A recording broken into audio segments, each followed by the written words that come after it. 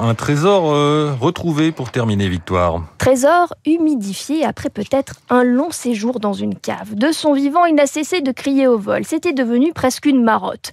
Ils ne m'ont rien laissé, pas un mouchoir, pas une chaise, pas un manuscrit. Louis-Ferdinand Céline affirmait à corps et à cri que des milliers de feuillets lui avaient été dérobés chez lui en 1944. Le Monde publie une passionnante enquête, car oui, ces manuscrits de Céline existent et ils ont été retrouvés. C'est Jean-Pierre Thibaudat, critique littéraire, ancienne plume de Libération, qui a mis la main sur des pages et des pages de Céline. Il y aurait même un roman complet et inédit intitulé Londres. Il raconte au Monde, Jean-Pierre Thibaudat, qu'un jour, il a été contacté par un lecteur qui lui aurait remis les manuscrits avec une condition, ne rien dévoiler avant la mort de la veuve de l'auteur controversé de Voyage au bout de la nuit. Étant de gauche, il ne voulait pas enrichir l'épouse de l'écrivain, lit-on.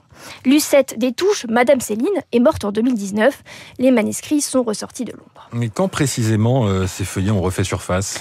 Jean-Pierre Thibaudat affirme avoir reçu ce trésor il y a une quinzaine d'années. Céline, lui, est mort il y a 60 ans. Jérôme Dupuis, l'auteur de l'enquête, raconte à merveille cet imbroglio judiciaire et littéraire. C'est aujourd'hui une histoire d'héritage. La veuve de Céline a 2 ayants droit et la valeur de ces inédits se chiffre en millions d'euros, affirme un expert. Le journaliste raconte aussi la cavale de Céline en 1944 et les perquisitions plus ou moins légales par un groupe de résistants des forces françaises de l'intérieur qui entrent dans les domiciles de tous ceux que l'on soupçonne d'avoir collaboré avec l'ennemi. Je ne vous dévoile pas tout, c'est captivant et c'est à lire dans Le Monde. Merci, Victoire.